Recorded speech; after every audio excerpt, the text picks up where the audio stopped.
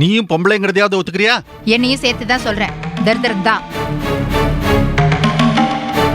சரித்திரம் படைச்ச பொம்பளைங்களும் நம்ம நாட்டில் தான் இருக்காங்க, உன்ன மாதிரி தரித்திரமா நினைக்கிறவங்களும் நம்ம நாட்டில் தான் இருக்காங்க. எனக்கு ரெண்டாவது பிறக்கிறதும் பொண்ணா பிறந்தாலும் சந்தோஷமா ஏத்துப்பேன்.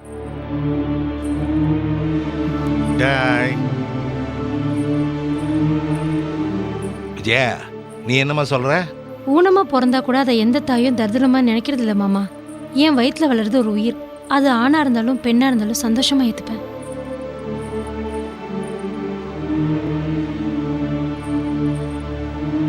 சுமையை ஏத்துக்க போறவங்களே அதை சுகமா நினைக்கும் பொழுது அதை வேணான்னு சொல்றதுக்கு யாருக்கும் உரிமை இல்லை.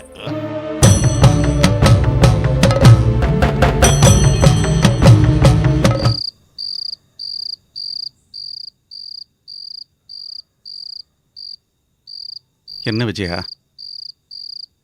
அத்தை அப்படி பேசிட்டு மனசுலயே வச்சுக்கிட்டு இருக்கியா? மனசுக்கு ரொம்ப கஷ்டமா இருக்குங்க. அவங்க அப்படி பேசுனதுனால வாழ்க்கையில பயமே வந்துடுச்சு. அவங்கள பத்தி உனக்கு தெரியாதா? தெரியும். அவங்களே இப்படி பேசினா ஊர்ல இருக்கவங்க பேச எவ்வளவு நேரம் ஆகும்? நீ தானே பொண்ணா பிறந்தாலும் சந்தோஷமா ஏத்துப்பேன்னு சொன்ன. இருந்தாலும் பழி எம்மையில தானே விழும். பொண்ணா பெத்து போட்டுட்டேன்னு ஊர்ல இருக்கவங்க என்ன பழிச்சு பேசுவாங்க. கடவுளையே இந்த பொம்பளைங்களுக்கு இப்படி ஒரு பிரச்சனையை வச்சாரோ? படிக்காதவங்களுக்கு தெரியாது, அதனால வீணா மனசு போட்டு குழப்பிக்காத. பொண்ணுகளுக்கும் சொத்துல பங்கு உண்டுன்னு அரசாங்கம் அறிவிச்சிருக்கு, தெரியுமா? இது தாத்தா சொத்து, இத யாரும் சொந்தம் கொண்டாட முடியாது. ஏன்? நீ போனதுக்கு அப்புறம் அப்பா எழுதி வச்சாருன்னா என்ன பண்ணுவ? டேய், முட்டாள்தனமா பேசாதுடா. பொம்பளை பசங்களை பெரிய படிப்பு படிக்க வைக்கிறேன்னு சொல்றதே எனக்கு கொஞ்சம் கூட பிடிக்கல. சொத்தெல்லாம் அவங்க பேர்ல எழுதி வச்சுட்டு நீ நடுத்தூர்ல வந்து நிக்க போறியா? இப்ப என்ன அவசரம் உங்களுக்கு? சொத்தெல்லாம் எழுதணும்னு உங்களுக்கு அப்புறம் வேணும்னா எழுதி கொடு.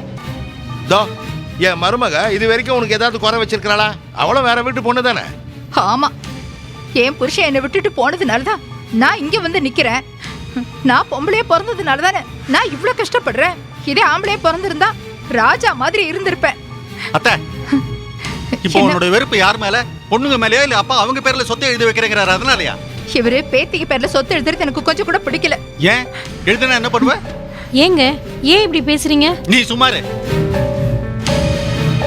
பாத்தியா பாத்தியா எப்படி அடங்கிட்டான்னு? நாளைக்கு உன் பொண்ணுங்களும் புருஷன் பேச்ச கேட்டுட்டு இப்படிதான் அடங்குவாங்க, புரியுதா?